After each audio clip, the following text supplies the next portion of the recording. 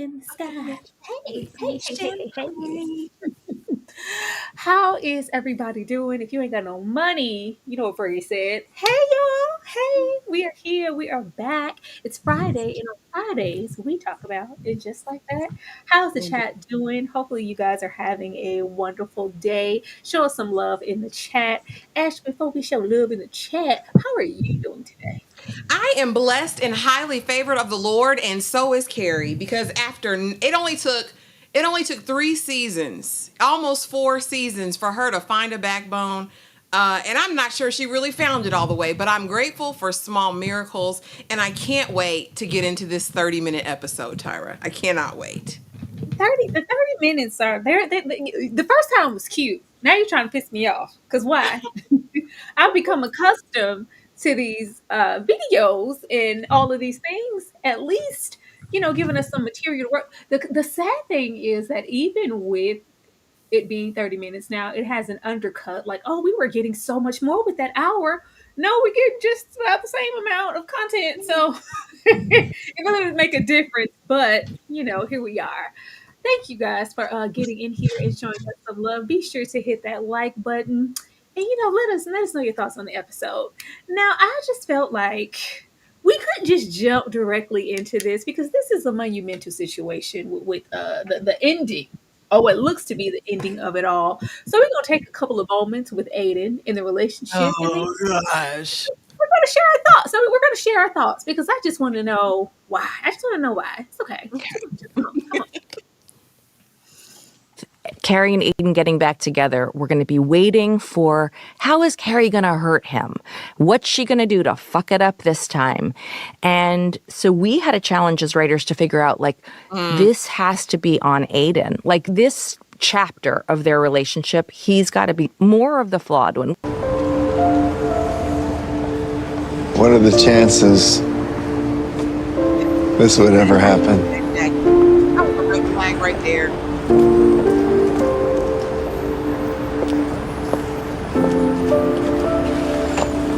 At the restaurant, I just thought, how great. This feels really great. We're back where we started.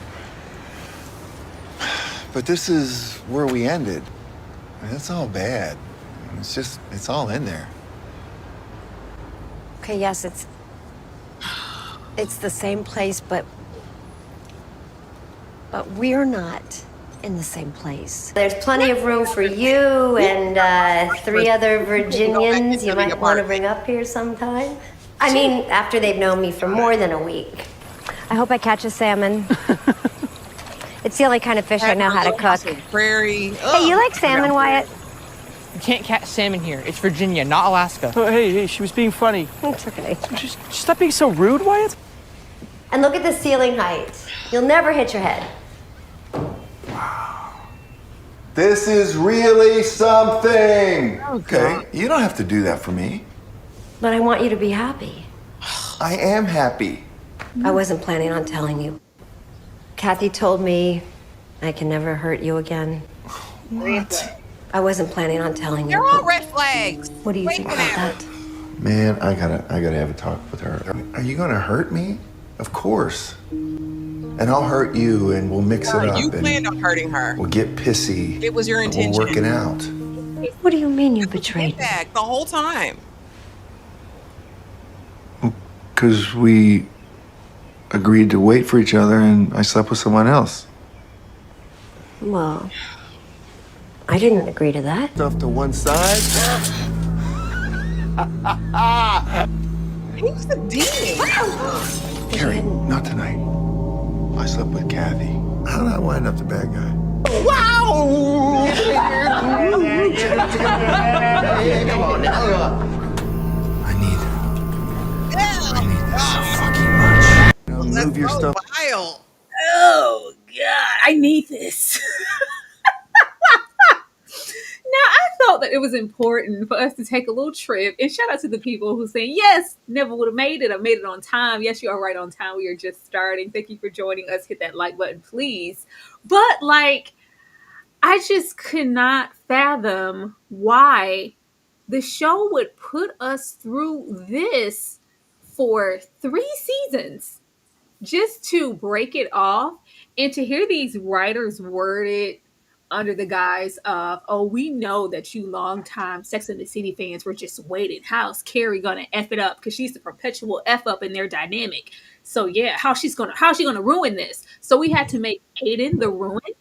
That was how you mansplain this? Like, it just doesn't make any sense to me. The progress that we could have made with Carrie's character without Aiden, or at least this could have been done with season one, at least season two. The fact that we drug it to end it.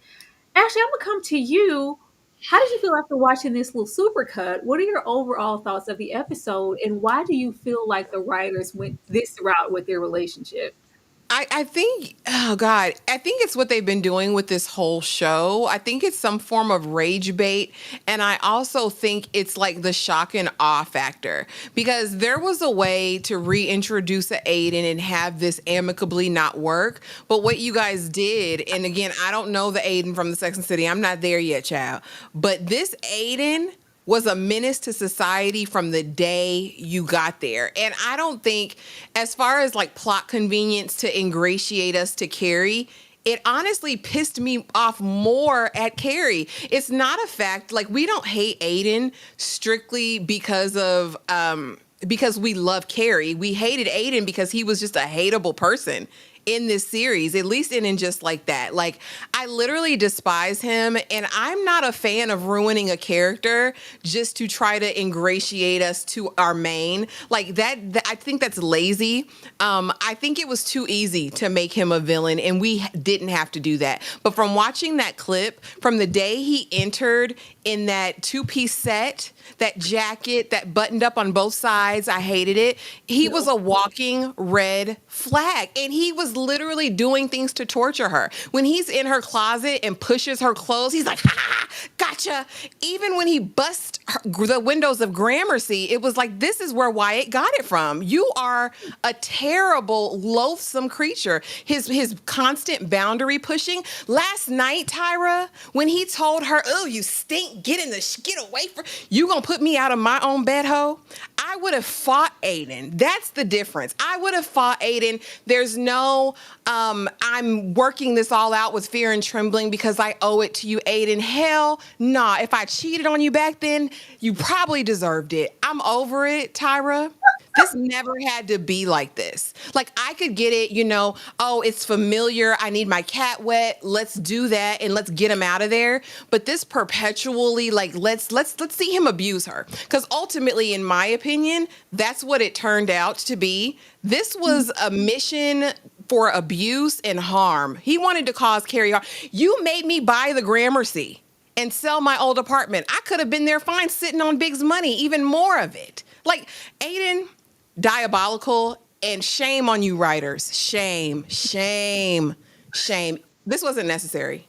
But you see, even here with Grammys, he's like, you don't have to do this. Not for me. I said, he was fine with the, what was that? The little Airbnb situation that they were doing with Shay, like the little go-between.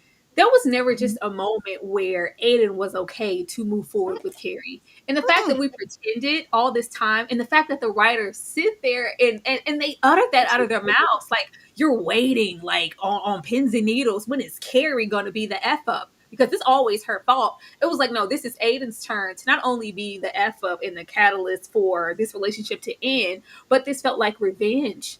Why do you think we would want that for her? Especially for 3 seasons. Like, 3 seasons is just really, really wild. And I just feel like it's such a missed opportunity for where we, like, this villain edit here. I thought this was so great because it's like, hold on, I'll just play it just one more time, because what are you doing? What are you doing, sir? Slept with someone else. Well, I didn't agree to that. Stuff to one side.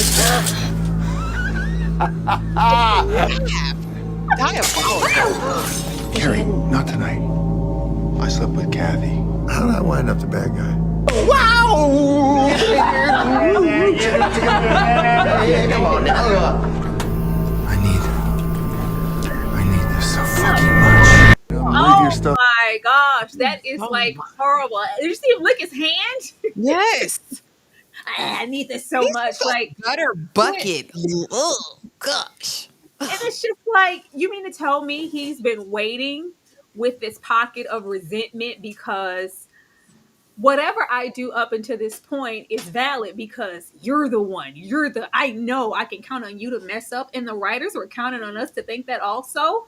I don't think a whole lot about Carrie, but I don't think that either. Like, this was sad. And for her to be your main character, I just don't understand how they would decide to treat her in this way. Now, as far as overall thoughts on the episode, the 30 minutes, I don't know why. I'm like, are we trying to get back into the Sex and the City bag that hard? Because we already had this throuple here. They really tried hard to make this a big Aiden Carrie scenario to the point that, oh, it's just so triggering to Aiden because it's a repeat of that all over again. No, you didn't give Duncan any time. But the 30 minutes are just kind of questionable to me. That's just really short from where we were, and I don't know what that means for the story.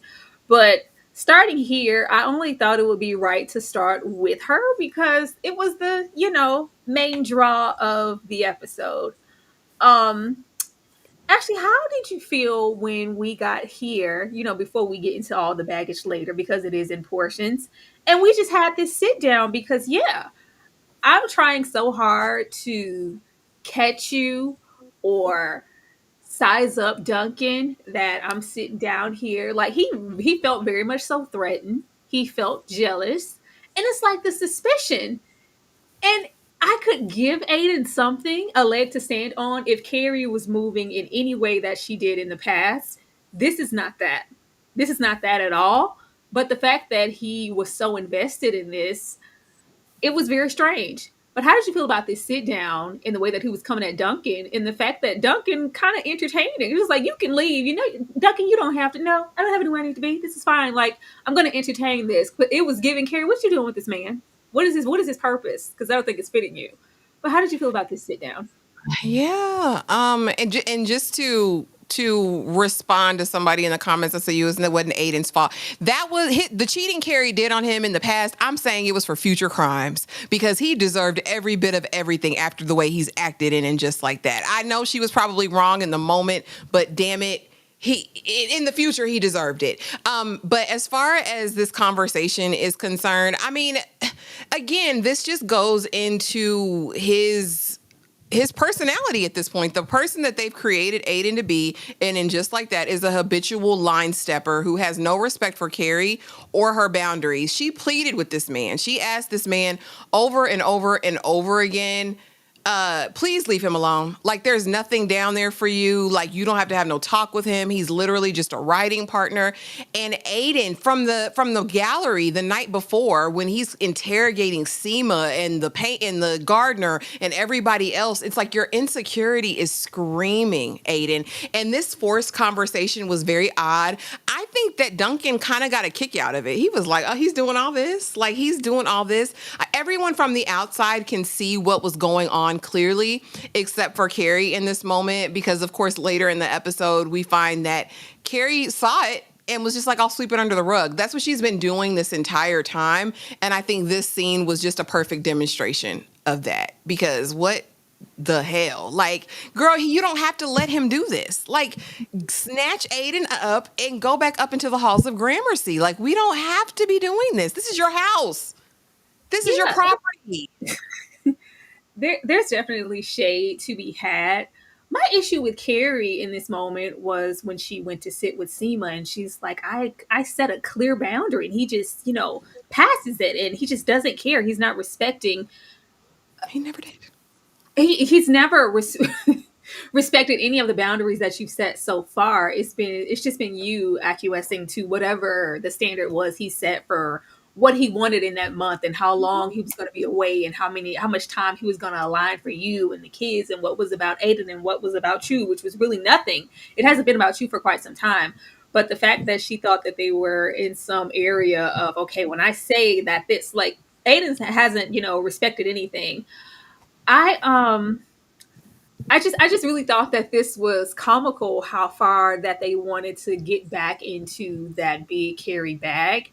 At least let us explore a relationship with Duncan if you're going to do that. And the fact that we didn't after we had the conversation of, well, I just said, 5 years and we're 5 years, but that didn't mean that I was going to wait for you. We were just whatever. So you sleeping with Kathy means nothing, even though we knew that that wasn't true. But yeah, that left a window opportunity for us to see that we've barely really gotten any chemistry with them.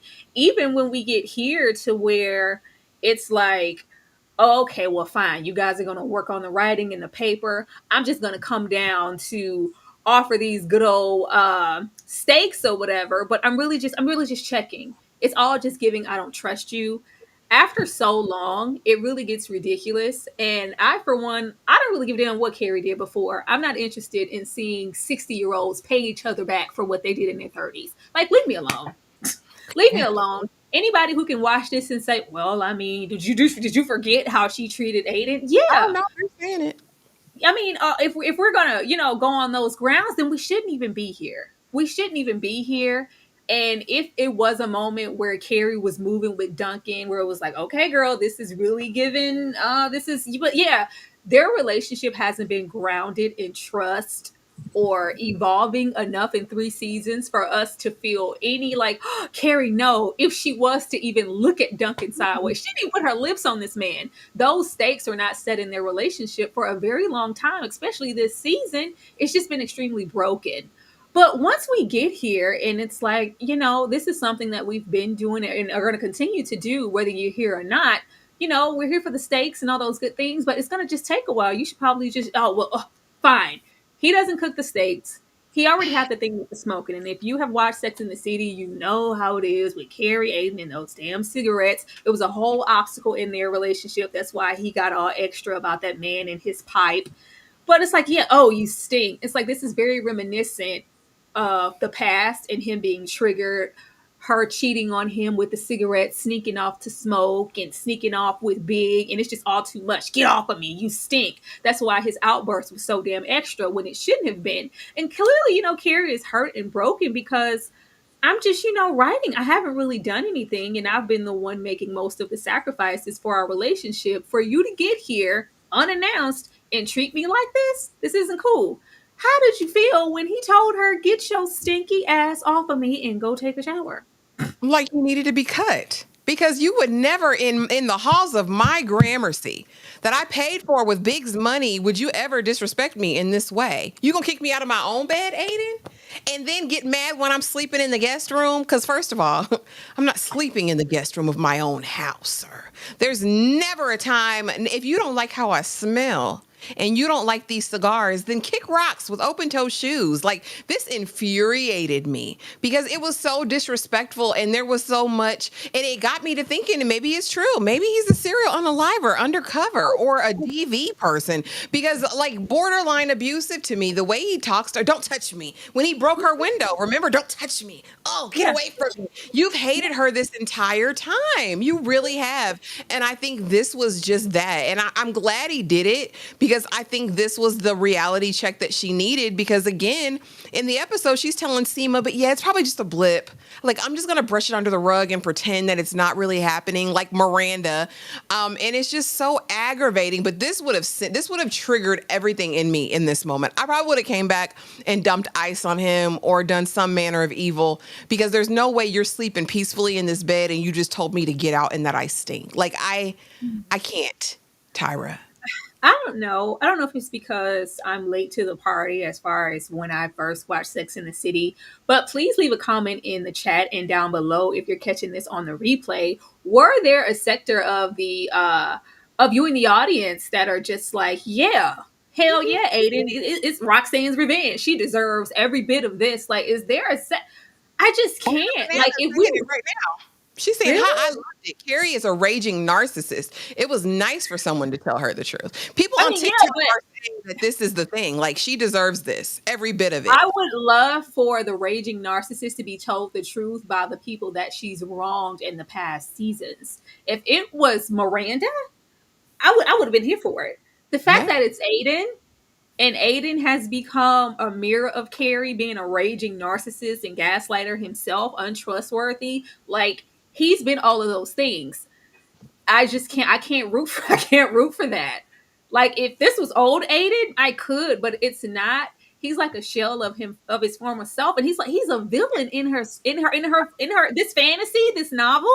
He's a villain. He's like a fire breathing dragon, and I can't root for that. And if we're wanting payback on this woman, 30 years removed from the initial instant, like, come on. I don't know. I don't see yeah, Aiden, like, Aiden hasn't given me anything to root for. Yeah, and Ever. here's the thing. I don't like Carrie. Like, and that's Yeah, the thing. It's not about necessarily his behavior and that the fact that it's Carrie. His behavior to any woman to me is deplorable, let alone even a Carrie. Because honestly, I don't like Carrie either. I feel like she's shown her true colors through all of this, yeah. displacing her rage, projecting onto others, still being super selfish. She's still all of those things. I just think he is literally demonic. He is diabolical, and I don't see anything redeeming in him. And again, that would be my take for him interacting with any woman because this has been awful, awful. It just feels like like I said, he never trusted Carrie from the beginning. And the groundwork was laid, the date, and well, I can't go in there. From the moment that he couldn't return and with good faith even go back up into that apartment, even though we know what all occurred, he was never going to get past this. And I feel like we haven't seen it. And Carrie was making excuses for all the red flags and what she hasn't seen. This is probably outside of that little, which was really rendezvous and cutaways because, I'm here for a week and I got to go back at the Shays. This is like the most time that they've spent together completely uninterrupted. Nobody's calling. There's no son. There's no Kathy. There's no anything. And just be set in who Aiden is. And it didn't have to be Duncan. It could have been anybody. It could have been anybody, anywhere. And so, what are you doing? Well, I said, yeah, he was up. So yeah, please. This just wasn't going to work. And I really wish that whatever this was, we could have dropped it before we got 3 seasons of it, because now it's really really painted Aiden to be an asshole when you know that that's just really not who he is. And that's my question. For everyone who's watched Sex in the City, was like a faithful member or, member of the fan club, and even you, Tyra, did we need Aiden this long? And because even if it was just fun and a callback to the past for the fans to see him, I'm thinking maybe give him 2-3 episodes max and we just know this isn't going to work. There's too much bad blood. There's too much water under the bridge. But to have this carry on for almost 2 seasons to me is so ridiculous. No, I never thought we needed Aiden at all. I really thought we were going to get Aiden for fan service, and it was just going to be like a callback of, oh, this is Carrie kind of leaping back into old shoes in a safe, comfortable place to land. I'm not that Carrie anymore, even removed from Big. I don't need to just fall back into old things because they're comfortable, and I want just something warm. Let me go and discover who I am. I thought it was going to be Eat, Pray, Love Carrie, and she was going to be, maybe, dating. I never thought that Aiden would be here for this long. I really didn't think he was going to make it beyond season 2, since it looked like he was going to, still be there. But that has been like a weakness of just the franchise and the movies, in my opinion. Aiden just always conveniently shows up. He shows up, back in the show and they try to rework things. He shows up in the movies and it's just always, has it always been, was Big a big mistake? And it just makes her question everything. I feel like he's a crutch in the series that we really don't need. And for them to try their hardest to get so far away from Sex in the City and making just like that its own thing, I don't know why we try to retread these old streets. They tried really hard to make this a big Carrie season 4. Oh, they're going to be I thought they were going to be fighting in the mud and throwing a basketball at each other but Duncan and all of that. I just didn't know where we were going with this because it's all so familiar. But this is beyond fan service. This is character assassination, especially on Aiden's part. So I don't know what the writers wanted to do. But as you heard in the beginning, they thought that we were waiting. This is intentional. He has to be the one to ruin this because not Carrie. Yeah, but look at what you had to do to him to get him here. This is a missed opportunity. Shout out to the 200 people here. Please hit that like button for us. We love that. Hit that like button. Okay, be cute. Be cute. Don't act like it. But with that being said, and how they try so hard to make Aiden a part of her narrative, Once we get here and it's all, she's mad. They're having their first real argument. And she just storms out because, yeah, I'm not doing this with you. I wouldn't have started out of my own damn place. But, here we are. But he tries to make amends, and we have that sounds like past tense. Are you trusting me, or are you not trusting me now? And it's like, well, yeah, well, pretty much, Carrie, no, I don't trust you. And the same shoe goes on your foot.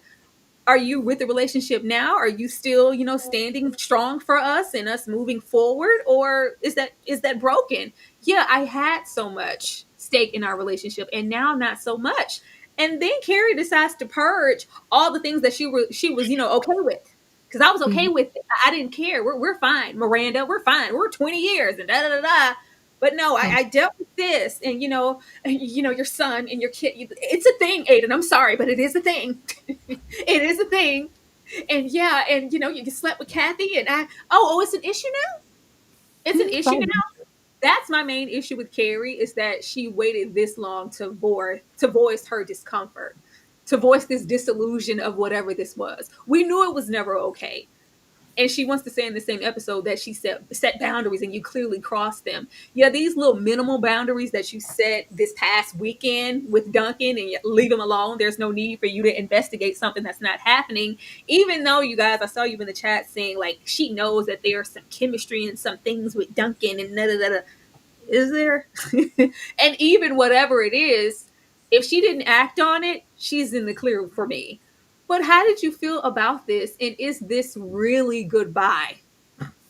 First of all, when I saw her traipsing across the street in those old maiden shoes with that balloon skirt hunched up and knotted on the side, I said, what are we doing here? I said, maybe she's coming here in her old maiden shoes to handle big business, Tyra. And that's what she did, because the old maiden shoes helped her find her voice. So give it up for the old maiden shoes, and Andy Cohen, who didn't sell her any new shoes while she was at the shoe shop. But I never thought this moment was going to happen, Tyra. I literally thought it was going to just get so bad that Aiden was going to break it off, or Wyatt was going to have another fit and he was going to be forced to go back home and stay, and maybe he would just be phased out.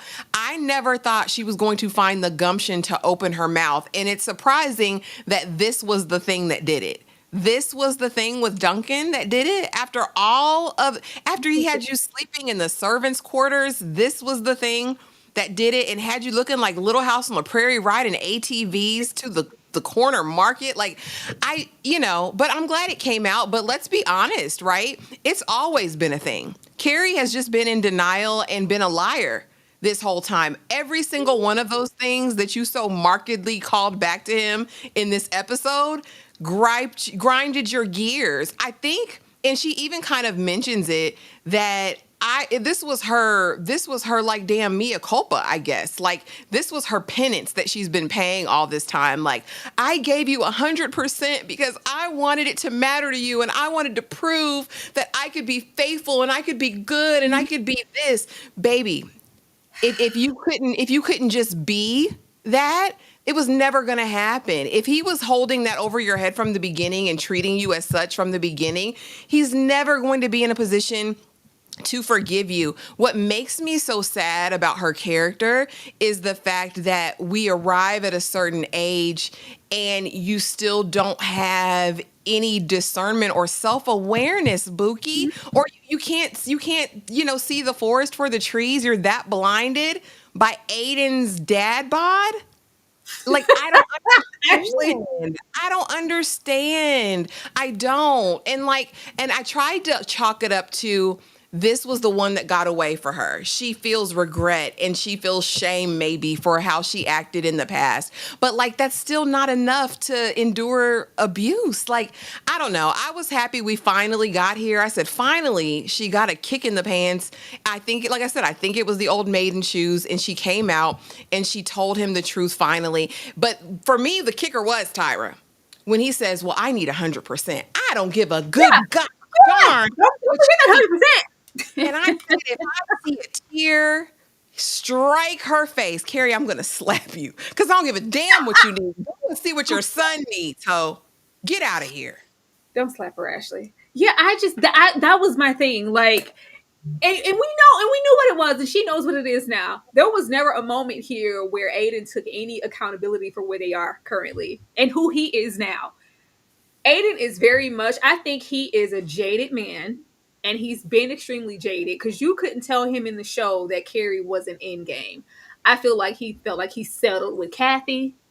Those kids, like, yeah, ask Carrie. Yeah, those kids. Best thing I ever did. Huh. Right, Carrie. Like, No. lie to yourself. I think he feels like if you would have just been X, Y, and Z and never did that thing, our lives could have been totally different. My life could have been totally different. But since you weren't, it was always supposed to be you, Carrie. It was always supposed to be you. And him over here, up, well, it wasn't. So I went and got with Kathy and I had these boys and I had, but if you would have just da da da da da and you didn't No. treat me like spit, then it could have, like, you ruined my life. I felt like this is what that was. This is what that was, and you are now still having to pay for ruining what we could have been X amount of years later.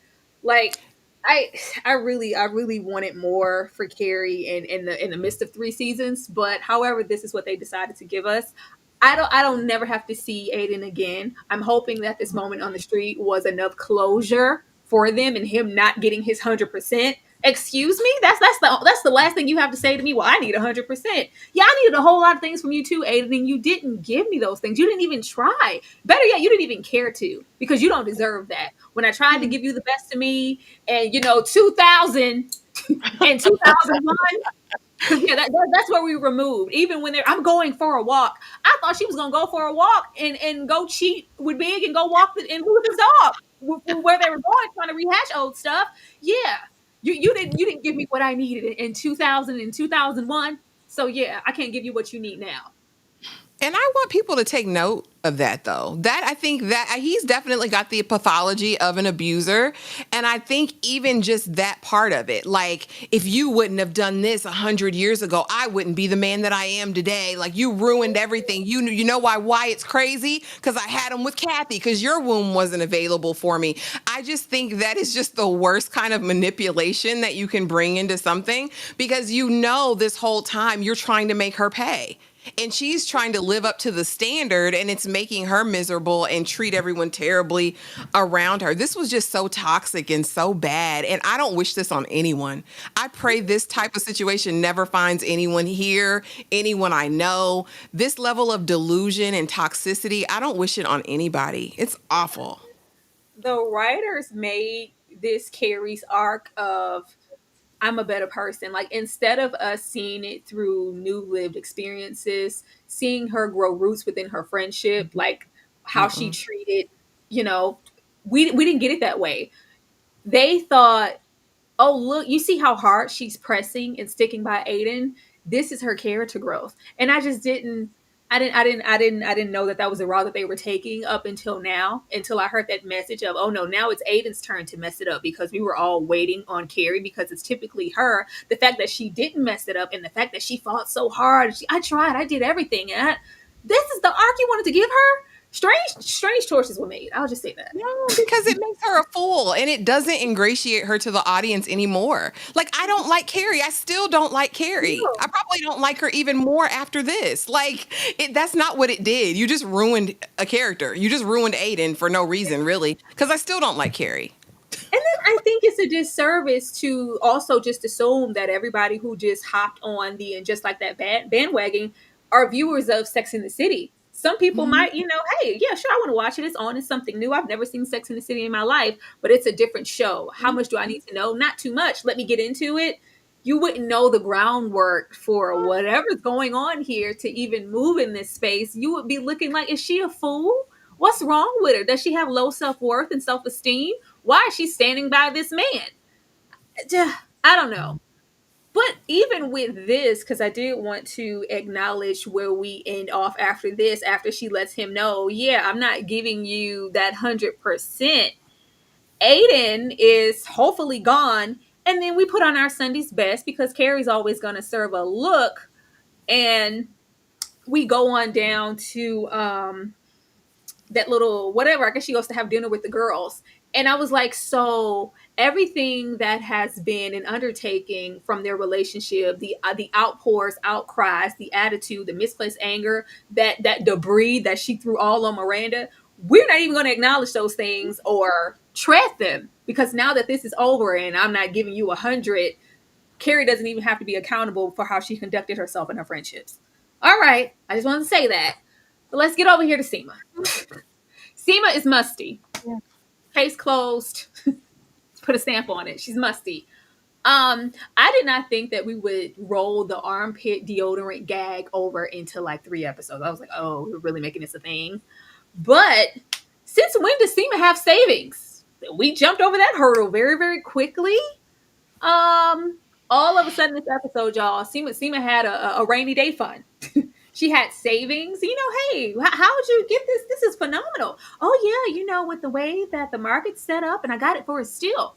I knew she was gonna say like somebody. No, I had savings. Cool. We weren't moving like we did, but if that's what the show said, okay.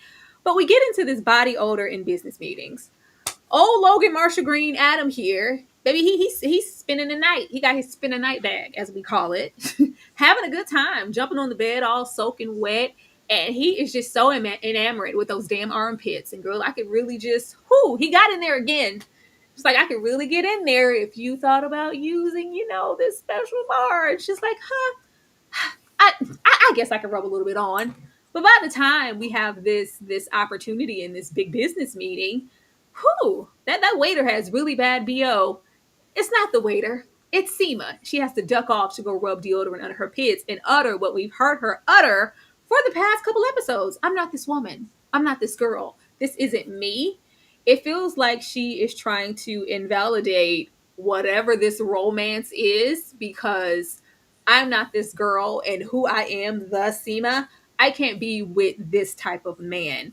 And she's going to be looking for excuses to distance herself, when visually and aesthetically and via these writers and what they spread on our crackers, this is supposed to be the most exuberant, fun, carefree, ooh la la relationship, probably best sex Seema has had in a while. Even though it's not giving that, I know it's not, y'all. I'm just saying what the writers want us to think. This is just all of that. Can I really be with a man who doesn't wear deodorant and puts me in predicaments to where I'm sitting at a business meeting musty? Seema, oh God. The thing is, we don't have to go this route. He could be a whole lot of things, to where we are exploring that he is a different type of man and has other values. But the way we're hovering on this deodorant armpit shtick, it gives it an unseriousness. We could be exploring so many other things, and it's like I've never done this. I've never, kind of how they tried to do with the penny cab and the taxi and the eye patch. It's still comical. I appreciate the comedy, but we can also get serious sometime to explore what's cooking so much for Seema beyond the bedroom, to where she's really entertaining this man, even though they have zero in common, especially with her stakes for dating from what we've seen in the past. They've been so goddamn high. Ashley, she's musty.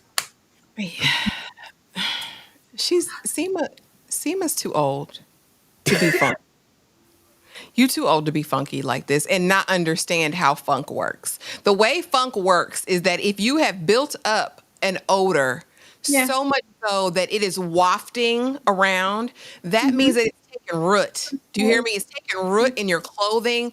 It's in that hot blazer that you had on.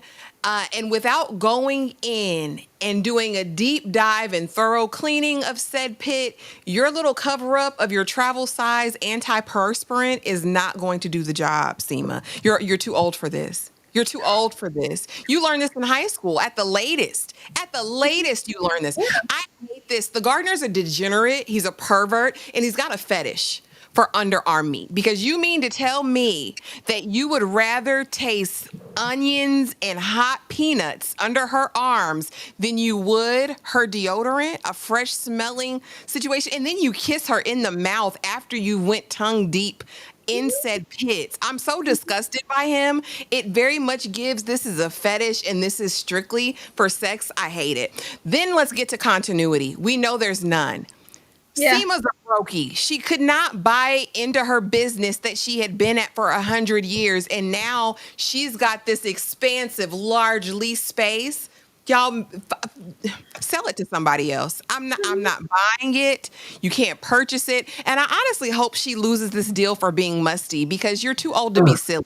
The other thing I want to piggyback on is the meeting that you said that the ladies had at the end of the episode. I want to Yeah. know from you what you think about Seema getting an official spot at the table. Now she's one of the four, right? It was Yeah. Miranda, Charlotte. We didn't see She Who Must Not Be Named. So is this our new four? Is she Samantha? Like, is that the idea? That's the same, and I think I have a slide for it. That always bothers me because we always use Lisa in her connections to bring in the cavalry for a filling party, a function, a business, a meeting, an opening, a grand whatever. But Lisa never has a permanent seat at the table for her to be invited to the get-togethers. That's strange to me. And now, especially since we don't have now nowhere, we're not gonna excommunicado the only colored woman, okay? Have her down at the damn table. And now Seema is a woman of color also, but I I just don't understand. Lisa always seems very circumstantial, and if Lisa can bring and do XYZ, then she's invited. But this is Valuable. the first time Seema is normally there. Seema, she's always typically there. I was like, oh, but I But was it's just looking. I was like, four. It's just the four though. And that's odd to see for me. it's been the four of them a couple of times. I think it's gone unnoticed because they've been all down in Anthony's little shop, but Lisa is always left out. It wasn't strange for me to see them there. I feel like she's been kind of ingratiated. My thing was the way Carrie walked off. It was very much, regardless of what's happening or not happening with my love life and Aiden, my core, my girls are here. Lisa wasn't there. Yeah, that's what I'm saying. It seemed like this was going to be the it girls now, the four Yeah. of them. But leaving this and, Seema's must, I don't know where we're going with this relationship, but I really wish we do take a moment to have just as many serious conversations and undertones as we do have the comical ones. And I also feel like we use Seema, how she magically has money now, because I think those first two seasons, there were so many complaints about how indulgent their lifestyle was and all the materialistic things and all the Met Galas and these grand things. And yeah, all they do is talk about and spend money. And their biggest obstacle is, oh my God, is Carrie's gown going to be finished in time for the Met or the whatever? And it was like, no, we were gonna, draw back on some of that and have one of our girls be sat down financially. And we used Seema for that window to me. But we didn't really have her struggle too long because apparently she has some damn savings in the tuck that we All knew of a nothing. sudden, back. That's what she said. That's what she said. But And I think that's what we want this for. We want opulence. They're women of a certain age who've worked their whole lives. We want to see them with a level of wealth and opulence that they carry on with. I hated what they did to Seema, making her a brokey. yeah, we could have made it. I think nobody was complaining about the opulent lifestyles. They're all extremely wealthy. The issue was there wasn't much going on to coincide that. It was just that, and we weren't exploring. I think they understood like, oh well, real life problems to be, oh we po folk. No, there are other problems to consider outside of them being financially strapped. It would have been great for her to be fully in her wealth, fully in her magnificence, and then still deal with the gardener. They would have had their Yeah, own set of issues. That could have been enough in and of yeah, itself. You don't have yeah. to do too much. I feel like they're just trying to do too much. We don't have to do this. Like, no, we have to break her down for Seema to even consider, like, oh, if she was in her usual standing, she wouldn't have looked twice at this gardener. If she had to be down on her luck back against the wind to look Adam's way, okay. Okay. Get away from my son. Get away from my son. Gia and Anthony have they have a dinner, child. They decide to have a dinner and it gets real. Um I want to care so much. I want to care so much. This could be so entertaining. This really could have been cooking because Anthony gonna be here for a read, and Gia's gonna Gia, wonderful actress. but we didn't really do too much with her.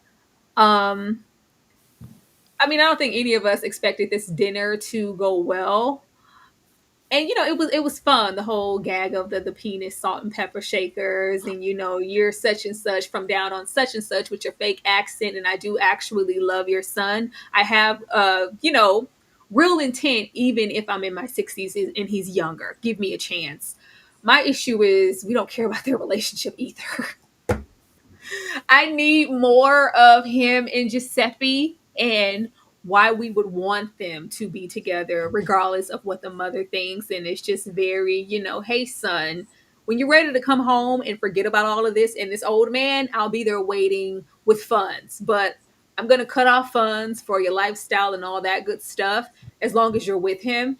And I guess maybe, hopefully, we get to explore, because you can't live off being a poet and sitting, in a cafe just waiting to be sought out. What is his lifestyle going to look like? Is he going to have to leave on Anthony more? Or are we going to explore more with their relationship? But this was, cute in the whole. I told you she was trying to kill me and she's picking up the knife, but it didn't give us a leg to stand on because they didn't give their relationship anything outside of Giuseppe running around with his man meat in the front pocket of them damn uniforms. Ashley. Baby Mama Gia said, I'll turn over everything in this mother effer. I enjoyed it. Yeah. Me and Patty LaPone have issues. I'm still not over Audra. I'll say it every time I say her name, but it's still a travesty to not have this lady singing and you didn't have her over here 3 episodes. But I digress. This was a moment, but you're right. I could give a damn about Giuseppe and Anthony. For me, it always gave, this is some new hot meat after my husband and left me. So that's what I'm going to do. It never gave that there's this deep love and that I just love your son so much. I want to spend whatever time I have left with him. And she's clearly triggered because she married an older man and saw what her life turned into be. And she don't want that for Giuseppe. Giuseppe, go on with your mama, because you're not cutting me off, lady. What'd you say, mama? All right, I'm on my way. Because I can't trust Anthony. Look at him. And not for nothing, and I get New York is expensive, but I thought we had more coin than this. Because why am I eating in your kitchen? Is this the nicest place setting you could lay out for me in these cheap chairs? I'm getting my son. We're going home. I don't want it either, Mama Gia. And give me some excitement. I like the table flip. She said, I'll flip all stuff over. I enjoyed the dramatics of it all. And Anthony looks amazing for 62. He does. When he kept going up, I was like, but that's all I cared about, Tyra. Like, damn, I wonder what his skincare regimen is, because he uses. I don't care about the great. I thought it was just me. I was like, Anthony, you look wonderful, honey. You look good. Sometimes we forget, because he kept going. You couldn't tell me Anthony wasn't. And on a cute day, because Anthony can give you 40s, honey. But I thought, just for how long that we know, I was like, Anthony's probably like 52, 53. It's like, okay, I'm 60, 62, 63 years old. I won't go beyond that. Fine. I was like, Anthony, you look lovely. Good. I just, skin routine aside, hopefully we will. I love y'all in the chat. This happened. Y'all see how y'all. What was this scene? I missed it. It happened, y'all. They make Anthony's storyline so inconsequential.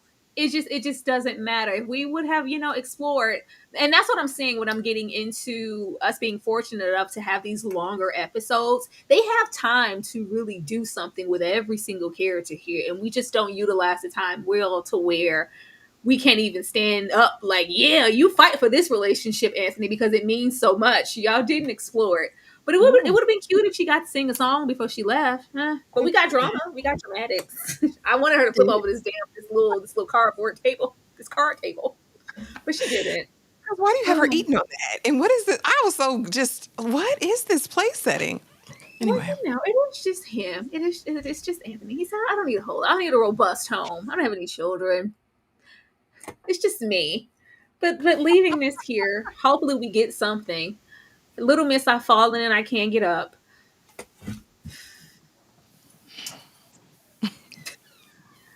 Shout out to the 250 people here. Please hit that like button for us if you're having a good time. I've fallen and I can't get up. Give Charlotte a goddamn a life alert button at this point. Put her. Girl, I'm over it. I am so over this dynamic geriatric duo. They want Charlotte and Harry to be old as hell so bad. So bad. Like, it was giving nursing home. I I'm so disappointed every time we take Charlotte nowhere. Why are we here? I really just knew that after season 2, we were going to explore, because you do get to a certain point as a parent to where your children are getting older and they don't need you as much as they once did. And you've quit jobs, you set aside careers, even, maybe your dynamic between husband and wife, because I want to be here for the most impressionable years of my girls. And we know how, y'all know, if y'all seen the movie and the shows, how much Charlotte loved and went through, just becoming a mom, even to, the adoption and all the, like, it was a whole lot. She gave so much of herself. And then it's like, well, okay, now that these kids get on my damn nerves and we're getting to a point where they have their own lives and identities and, college and all these things are coming. Who am I now that, motherhood is maybe less potent as it once was? And I am gearing towards, my 60s, and I'm still, viral, and I'm full of life. And I'm still, in love with my husband. And we still, hey, let me get back into 10 toes, down, running with the art gallery, sharing my wisdom. And yeah, you young girls may think you know one thing, baby. I'm the Charlotte. I've been here. No, no, no. None of that. When she fell and Harry's there, his balls are healing, and oh, I just pee without a catheter. Well, where are the girls? They said they were gonna help us today. Oh, get a walker with those 2 damn tennis balls on the back. I don't want this for Charlotte, and they keep doubling down on it. Actually, do something about it. There's nothing I can do about it, but you're petty. Remember the commercial? I've fallen and I can't get up. You're Get petty. up. We're inserting this picture here, but no, I say that in my upload as well, because I don't like the narrative or like the image that just projects for people who are entering their 60s. I don't think it's true. I feel like now more than ever, people who are aging more gracefully, they're the most vivacious people, and they've taken care of themselves up to this point. Like, I'm like, fine, you're gonna do what you're gonna do with Harry, but what I didn't need is for her to face plant in the floor and him trying to carry his balls. Yeah. I'll get over there, Elizabeth. I'll make it Elizabeth. Like, I hated everything about it. And I'm like, to what end is it? To what end is it? Because ultimately, even at their age, even at 60, they're not old. In the whole scheme of things, these are not elderly or old people, as much as I jest with the ladies on the show. I don't think this is a true depiction. Like, I think things happen, right? Things happen, but I think it's overkill, and I don't like it. It's not funny. It's not funny at all. And I think that's what they were trying to do. Like, oh, she's tipping over, she's falling. I want to know what the doctor said. They said she went to the doctor, but what did they say at the doctor's office? Is it a brain thing? Because get to it. Because this is pure comedy. This is all funny and ha ha ha. Charlotte fell. Like, again, Charlotte just fell last episode into some jizz. It was disgusting. It's not funny. It's not funny. Sad. And y'all going in on this twin bed is hilarious.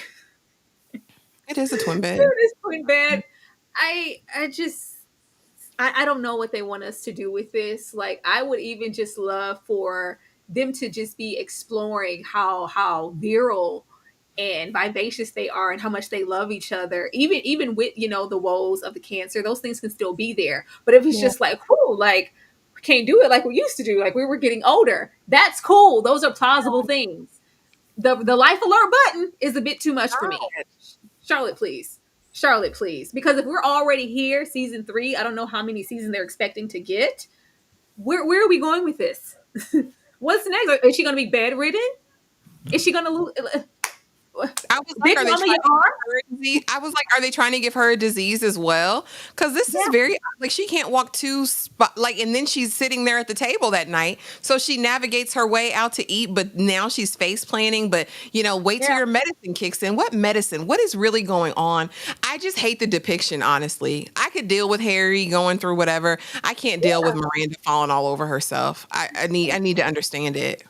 I just can't like, or even if it uh was one of them were going through like because typically you will have the man in the relationship be more set in ways and age and you're like, do we have to like, we see it in these shows all the time. It's like, babe, let's go, like we're still young, like listen, it's just like we could, if you want to explore older age, we can do it in that way without Charlotte needing a life alert button. That's all I'm saying. But yeah, I'm glad you ain't put the life alert button on the thing, the little and next. I will next time if she falls on the damn floor again. But let's get over here with all the alcohol. I mean, trauma bond ish, because alcohol ish. Oh, Let's Jesus. be in perfect together. Joy is here to stay. Is it sad that I wanted Joy to be triggered and say this is too much for me? I don't want to take this on and leave Miranda. That's what I was just so hoping we, for. just so When we she didn't have to share. know what you're telling me is my liquor's gone. All right, so are you. So are you. I don't like to feel bad. This makes me feel bad. I don't want to feel bad. Deuces. That's what I was hoping. The Yeah, conversation. yeah. Okay, it wasn't just me. Cool. Mm-mm. I just I'm I don't like their relationship. I don't like Joy. Their relationship doesn't bring me any joy. I do like that what I said was true. They were using this alcoholism coming back into fruition, even though we ain't heard or seen a drop of it in quite some time, to bring them closer together. And, Miranda's being vulnerable and sharing some honesty. Hey, I didn't just pour it out in some, no, I actually can't have alcohol in here because I am struggling with a problem. Okay, well, yeah, it's not just you. I sometimes, maybe deal with being low on myself and maybe a little depression and getting sad and down. And that leads me to have a drink. So, yeah, maybe we can meet each other in the middle, but it's not just you bringing something into the relationship that you may think is a bit distasteful or a drag to bring down. I bring my own baggage as well. We have a whole trunk of baggage. Yeah, let's have baggage together. This was growth in the show and in the relationship for them. I just don't like them together or Joy. Joy's a wet blanket. I'm sorry. And Miranda doesn't have at least not in this universe, the biggest bang of personality herself. Mm-mm. And that's why her situation with Che just kind of gave some interest there because they were so, totally different sides of the Yeah. spectrum. They're more of the same in their approach, kind of their attire, the way that they kind of, it's just their facial features. It's just Well, very beige, and I just don't know how much growth I want from them and what they could be if I'm not invested yet when they're having growth like this. Ashley. yeah, I'm not a fan of polite affections in the words of Jane Austen. I don't like that. I need you to show it. I need there to be, skirts whirling dervishes, you know what I mean, in flights of fancy. That's what I need. And Joy is just a buzzkill. Every time I see her, I'm like, oh bother. She definitely gives Eeyore energy to me, and I just don't like it. And then I wanted to also know when I watched this scene, I was like, our baggage is a turn on. Like, if we're looking at it from just the friend group, it's very odd to me how Carrie and Miranda are such mirrors of each other, not in Yes. every way, but in this idea or notion, like, I want this to be fun and I don't want to be the burden. So I'm just going to sweep this under the rug and I'm just going to take it. We've seen this more from Miranda throughout this series than I ever imagined we would. This just suck it up. Like, Carrie can talk to me crazy. I apologize, Carrie. I'm so sorry. Like with Joy, no, my maid stole it. No, actually, I'm an alcoholic. Well, does that mean you don't want me anymore? It's like this desire, this need to be chosen, to be wanted, to not be alone. When honestly, Miranda is just sitting in the results of her actions. These are your consequences, Buki. And I don't think making Joy sit in on it is going to work out the way she wants. I don't think Joy can offer Miranda the type of love that she's looking for. It's just so far removed. Like, let me finish. Let me finish. I said I don't like feeling bad. That's probably why I drink in the first place. My low self-image. I've got to like, let's put our baggage together. I have an extra room to hold all our trauma and issues. That's not healthy. It's not attractive, especially I hate to say it, at these ages, Aunt Ada. It's not Aunt Ada. attractive. I don't need this at all. I hate it, Tyra. I I want don't Shay back. know. Let's make a And vote. Bring Shay please, back. please. And you know the show is down bad if we were asking like where's Shay? Is Shay busy? Does she have some comedic stylings? After she like went in on Miranda and used their relationship for comedic gain in that stand up, I was like, oh, good riddance to bad rubbish. We don't need that. Whenever Miranda finds herself in her sexuality and starts her new life, hopefully she finds someone. I was like, oh, is Joy our someone? And where you see Eeyore, I see sadness. Like she's just you know the little blue sadness that's just like don't touch anything. You know Joy's running around like no don't touch anything no, and she's like well what if I just touch it?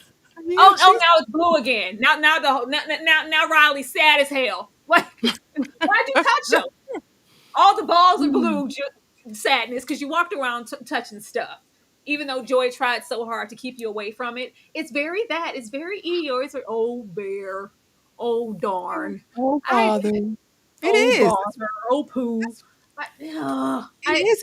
And I get you guys are saying Joy is better than Shay. Joy is established in her career. She's got finance. She's got all that. But Shay brought a different energy. And I think that's what the show needs. We don't need just, okay, let me trudge along. Miranda needed someone who was going to invigorate her as far as who she is as a character because she's a wet blanket at this point. Yeah. Like, where's or Shay? Naya, even as a good friend, Naya would have been Oh great yeah, to be Naya was here. fun. I like their dynamic together. Where Shay was just over the top and extra, and we were doubling down on it. It felt like a voice for Twitter. Like, what are we doing here? Whose boxes are we trying to check with this character Shay when we're exploring what should be coming natural? It's just not. You guys are trying too hard and doing too much. It's like we went to the other end with Joy, and Joy is a damn NPC. She might as well just be a Sims character just walking around in the background. Like she's doing nothing. She's doing nothing and she's offering nothing. Even though Shay was doing the most, she offered something to the show, whether you liked it or not, or whether it was cringy or not. It was cringe. was something. Joy offers nothing at all. But Yeah. I just want to make sure it wasn't me because I was like, why did I want her to leave her here? I wanted her to break her heart, and I was like, that's so sad. That's so sad. But leaving sadness. She's gonna touch Miranda. She's gonna turn blue. We get over here. Lisa for Forever Insignificant. Now we're clearly not gonna go anywhere with Marion. This is just something for Lisa to do. Something to add to her story, just something cute to add on. We never give anything to Lisa. Never. Never at all. We just don't. Like she's just so nothing. We're not going to explore that. So the fact that they use that whole episode before to kind of dangle that our knees are touching, that isn't going anywhere, and we know that. But Ozempic, and we're still. I swear, she better win a damn Nobel Peace Prize. She better win all the awards, the NAACP, an Oscar. We've been working on this project for quite some time. We've been editing this forever, and I love when they pan the camera over. It's the most basic look. It's the most basic looking doc, but our husband is feeling away. Now we're arguing all of a sudden. We're diet, and I'm a public figure, and I'm running for office, and get these Nutter Butters and this cheese out of here. Oh, shut up and get up on Ozempic like everybody else. And I'm calling, and you're interrupting me, and I'm busy. Why would we give Lisa something to do? Huh? Anything to do. Even if we were just giving her Marion to do, I don't care. Just something to do. It's like we go out of our way to make her the most boring beige of anything. And we have so much of that with our established, beloved Miranda's, Charlotte's. Like, I just don't know. I'm about to put Lisa over there with Anthony. It's just nothing. And you're giving us nothing. And it's going to be a cold day before I want to see her working on this goddamn documentary again. Ashley. Yeah, you know how I feel about She Who Must Not Be Named. What stood out to me more than her in this episode, of course, was Herbert. Because Herbert, oh God, we went from last night, I want you inside me, you're so hot, like I want you, Herbert, to Herbert being obsessed like a schoolgirl about his weight, like, and still running from comptroller. How long does it take to be a comptroller? It's been 2 years at As this long point. as it takes her to edit this film. I'm just over it anyway. I don't know what somebody put us in the comments. Somebody smart and knows, Pamela, because I don't know either, sis. What is a comptroller? I just know it's an elected office and he's been running for an eternity. And now he's obsessed with this 1 pound. Herbert is having a midlife crisis. I'm very, very sure of this at this point. And I think if she doesn't end up busting that cootie cat open for Black Charlie Chaplin, then we're going to find out Herbert is having dalliances somewhere else. I need him to do something, because here we came in, season 1, they were trying to be the United Nations, and they said we need somebody of every color, creed, and class to be on the show. We brought her over here. She had a perspective. She had a point of view. I was like, oh, okay, she's going to be Miss Perfect. She'll have an attitude. It'll give like Stepford Wives, but make it black. And I was like, okay, I can deal with that. But then her character kind of took a turn, and then it's just very much subordinate, very much supporting. We gave her a little bit of a thing with Jennifer Lewis and the father's second death this season, but still it's eliciting nothing. Like, I don't think anybody feels for She Who Must Not Be Named, and it's unfortunate. As much as I don't rock with her in general, I think this is a waste of a character, especially when we compare it to a character like Naya that we had for the first 2 seasons, who brought authenticity, who had a genuine storyline, an interesting and different point of view in life that she brought to the group. We're here for dynamics, especially if y'all are going to try to check all the boxes, at least make them interesting boxes. And over here, it's like watching paint dry. And Black Charlie Chaplin with those glasses on the inside, Tyra, get them. They're prescribed. I and I understand, like, they wanted so much in those first seasons for Lisa to be the wife who was so much about her husband and her children that she beeline her own career goals and just life choices in general. She hasn't allotted a lot of time for what Lisa wants. And we decided to make this her whole entire arc and host it on this doc that is just so uninteresting.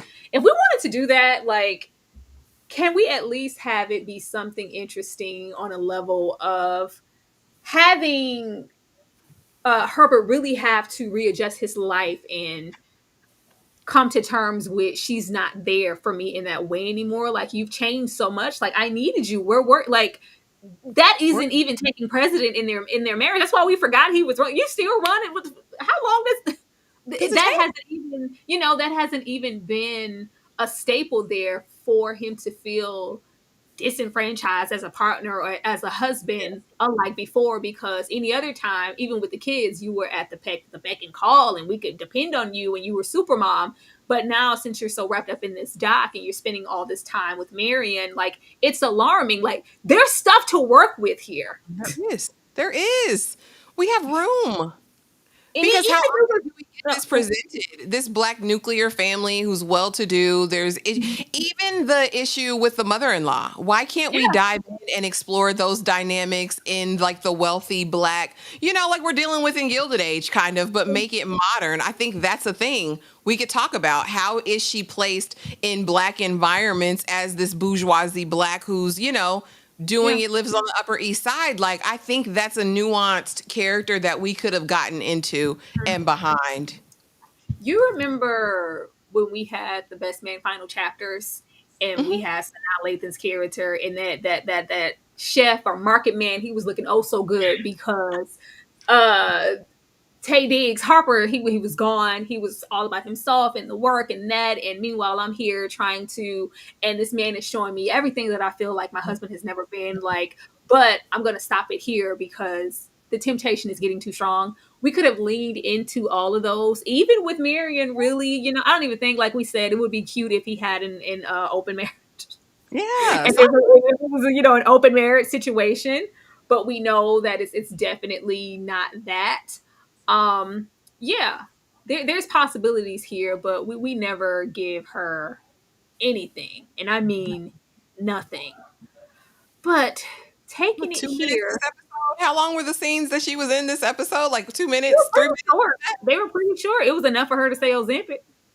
twice. Get on some Ozempic. Like I just don't know. And I'm like, we're not the sharpest crayons in the box when it comes to writing.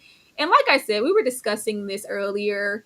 Between this sit down, and my girls are always going to be there. Carrie has, to attain for zero accountability moving forward.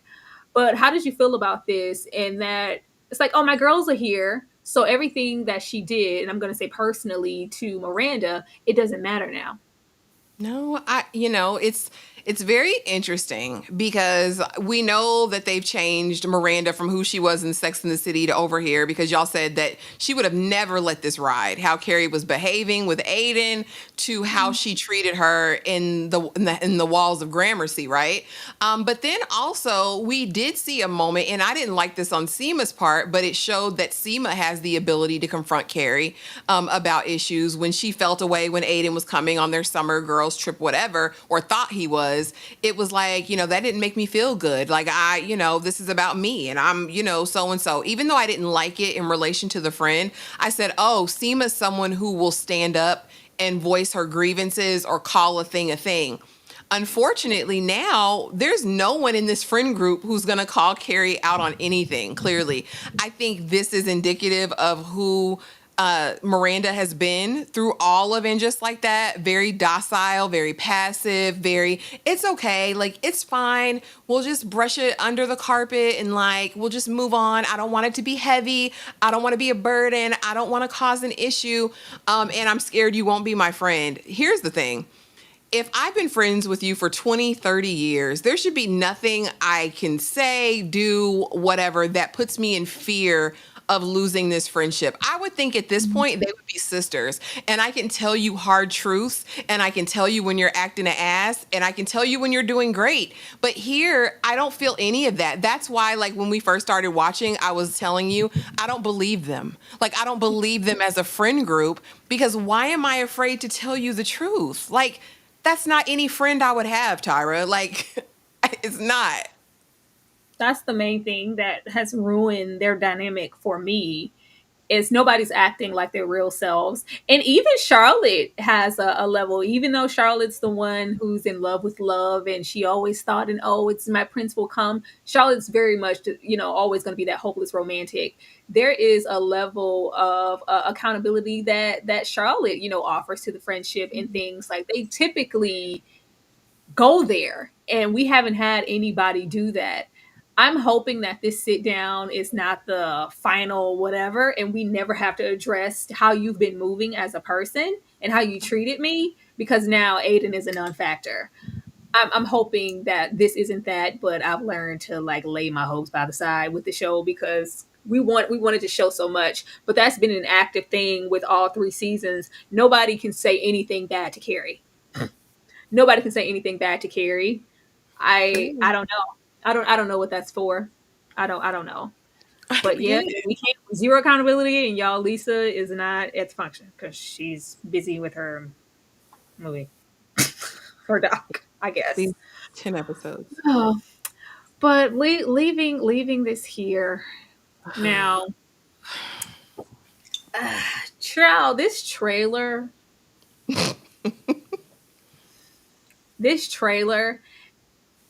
First, I was already done with the Lisa situation. because she's moving. And I knew that this is where we're going to go. The moment that we didn't fully explore anything with Marion and we really hadn't had her marriage move or budge because of the dynamic, even shifting in the light of you're never home, I was like, oh, it's going to be these kids. It's going to be, we're going to go the route of you're never here anymore. You're so busy, mom. What about us? I was hoping it was going to be Herbert because I think that would make the logical sense. But we have, little baby girl in the trailer. Mom, you're never here. It's like, oh, because that's what we need. That's what we need from Lisa. Mom, you're never here. Okay. I have no interest there. I want so much more for Lisa's character. And I do see a lot of people saying, we want it to be messy. Y'all want yet another woman of color, a black woman, the only black woman now in this show to have a tired ass marriage where she's cheating. And no, that's not what I'm saying. And you guys open that door, not us. I'm saying that we need something. Lisa gives nothing, does nothing, and she just exists in the show. And if we got to get that just to have, a good black family nuclear dynamic, it doesn't mean you have to be boring. There can be so many other things to explore, especially with her getting to, I guess, what I wanted from Charlotte, her choosing herself at this moment, and I want to explore my career. Only difference is she still has, what looks to be a very small child. And I always forget how many children they got. Child. They don't do too much of that.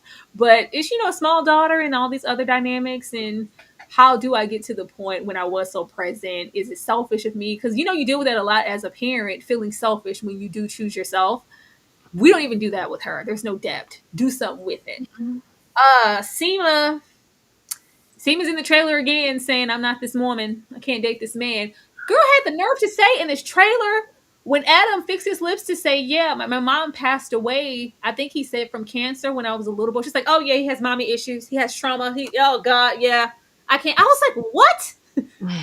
That's a window or an avenue you're going to use to say, yeah, I can't be this girl and be with this man. He has baggage and trauma because his wife passed, Mom. his mother passed away when he was a child. Seema, please. What is going on? Shout out to the 180 of you guys here. Please hit that like button for us. Child, Charlotte is having a seance or some type of come to something, a cleanse or something online. Yeah, I don't know. I don't care. At least she's upright. At least she's not falling currently on the goddamn floor. We have Carrie exploring, well, hey, Big hat, not Big, child. I miss Big. It's sad that you miss it. It's like, oh, well, Aiden had the nerve on his way out to say that he thought something was going on between myself and Duncan. Well, Carrie is there, and like, oh, it must be running deep. You're showing Duncan your beloved closet and your shoes, Carrie. Clearly, we're going deep with Duncan. Yeah, whatever. And then, oh, Steve's here. Steve's here. Hopefully, his hearing aid is cut up, and he doesn't. Miranda. Yeah, I can't hear. That's my hearing. Yeah, Miranda. Hopefully, his hearing aid is up and he'll be able to hear. I'm glad Steve is here. It seems like he's, I don't know, they're getting something from the son. It's just like, whoa, it's something shocking. We'll see what it is, but I can't say that I'm looking forward to anything the episode has to offer. Ashley, predictions. Yeah, I don't have too many. Charlotte's willing to try anything and everything, I guess, to figure out what's going on with her. She's like, it's not medical, so it's got to be spiritual. Fix me. Do something. And I mean, whatever. I could care less. With Seema, I think we're going to discover by the end of next episode that Gardner Adam might have a cute coin tucked away. Like, I'd be very, very interested to see if we get actually more of who he is as a person and not just his affinity for licking pits. As far as She Who Must Not Be Named, they alluded to this, I think, whenever she had the miscarriage. And she was like, I sacrificed, so many years, put everything on hold for 9 years to raise the kids. I knew they were going to circle back to that. They didn't put that in there for no reason. So it makes sense. Baby girl is going to be like, you're never here now. I think the issue with it for us landing is that it never gave she was a stay-at-home mom, always there with the kids. When we first meet, she who must not be named, she's a woman about town. She's doing the PTA meetings. She's doing all of that. But we didn't get a ton of time with her and just the family. And if you know those moms, you know a lot of them have nannies and things like that. They're about social engagements, fundraising, things like that. That's all it ever gave. So I guess now we're to believe that she's been there every step of the way, and that's fine. As far as Steve and Miranda, I don't know. Are they? Is a guest who's coming to dinner? Is he meeting Joy for the first time and having Girl, this moment? what? Nobody needs to meet Joy. Oh God, I don't know because I really don't care. I don't know what they could be talking about unless it's money. And then as far as Carrie and Duncan, I mean, this is the low hanging fruit that y'all wanted us to go with. So I guess I think it would be exciting and fun if Duncan was like, yeah, no, it was Yeah, I never don't that. But like, no, that would make me so happy because then I think it would force Carrie to lean into Carrie. alone. That's what I'm saying. Like, I don't know what's with this damn show to where Carrie always has to have someone. Like, explore womanhood, explore single, being, carefree and in your older age. Like, let's go. Like, you're still beautiful, you're still visceral, have a sexual appetite, you're still desirable, like you still like to go out, you like to, get all gussied up. Girl, just One. enjoy your way. I don't know why they feel they need to stick her with someone every single time, especially they're trying to have this growth with Carrie. Like, aha, what is that, Velvet? Aha. Y'all thought she was going to be over there being messy and be the F up in the relationship with Aiden. No. But now that Aiden's gone, she can really explore this the right way with Duncan. Duncan, please tell her no. That's what I want. That's all I long for. And I mean, as progressive as the showrunners and all of that purport to be, you would think they'd want to decenter men for her. At this point in her life, after everything she's been through, after this toxic relationship with Aiden, why not decenter men at least the rest of this season and get a grip? That would be amazing. But yes, Duncan, please tell her no. Please tell her no. He's not. The way they said at this table, this episode with that pipe, was like, so you got any kids? Oh God, no. They like, oh, keyword with Carrie. Oh God, no, not kids. We know Carrie never wanted any kids. He doesn't have any kids. He's already divorced. He doesn't have that type of baggage. He has a cute little accent. They can both smoke and be married. They can both write. Yeah, we're gonna put her with this man. Please let her be alone for 5 damn minutes. Jesus. But y'all, Okay. that was the episode. That was the episode. Ashley, anything you want to share with the folks before we? Um, Don't forget, if you watch Divorce Sisters, we will be right back to talk about the mid-season finale of that. Drop it in the comments if you guys watch Bachelor in Paradise. We're playing around with something. We'll be starting it late, but if that's a thing for you and you like Bachelor in Paradise, drop it in the comments. Also, please be sure to engage with this live on both channels. Make sure you're in the comments after the lives ended and hit the like button, hit the notification, and subscribe if you haven't already. We appreciate the support and you guys coming through like you did tonight. We really, really appreciate it. Yeah, absolutely. If you guys do not know, if you do not hit that like button and comment, we might as well be blocked. There is a certain sector of YouTube where you just don't get pushed. So if there is something where we can be like this, because there are so many of you active at the same time, please be sure to like and hey, help us out. Get some eyes on us. We trying to be synced out here in these YouTube streets, and the best way to do that is to engage in this chat, comment at the end of the video, and also hit that like button and let us know what you thought about our commentary. But as Ashley stated, we will be back immediately for all things Divorce Sisters. Please join us for that. And if not, please have a good night, and we will see you guys next time. Good night.